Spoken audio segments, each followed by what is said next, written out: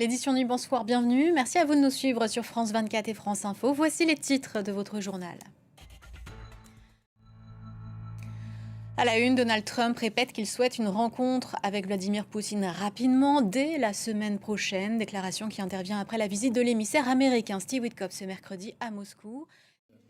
Le chef de la diplomatie, Marco Rubio, a lui indiqué de son côté qu'il y avait encore du travail avant une telle rencontre au sommet. Et finalement, on n'est pas plus avancé que précédemment sur la résolution de la guerre en Ukraine. Décryptage de notre correspondant Mathieu Mabin depuis Washington.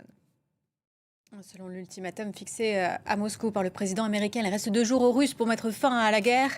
Et avant la mise en place de sanctions, on revient plus en détail sur la visite de l'émissaire américain à Moscou ce mercredi.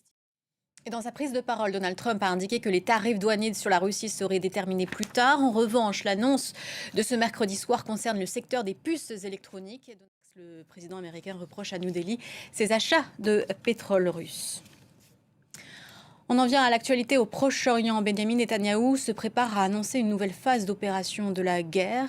Selon plusieurs médias israéliens, une occupation de Gaza pourrait être officialisée. L'actualité en France, c'est ce dramatique feu de forêt, le plus gros de l'année dans le pays. Il est localisé dans l'Aude et il est à l'heure actuelle toujours incontrôlable. Cette nuit, la lutte contre les flammes continue. Malgré toute la mobilisation des Canadair et des avions Dash, les conditions sur place restent défavorables et la situation est critique.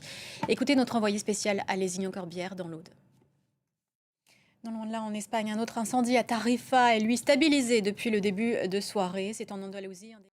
Et alors que beaucoup de sites touristiques dans le monde se plaignent de surtourisme, à l'image de Venise ou d'Athènes, la Chine est un contre-exemple. Pékin cherche à attirer les visiteurs et a même élargi sa politique d'exemption de visa. Par exemple, les Français peuvent rester jusqu'à 30 jours dans le pays sans visa. L'objectif pour la Chine est de redorer son image très affectée par le coronavirus et aussi de relancer la consommation en pleine période estivale. Nos correspondantes Eudeline Bolchut et Yenali sont allées constater si les efforts de Pékin portaient leurs fruits.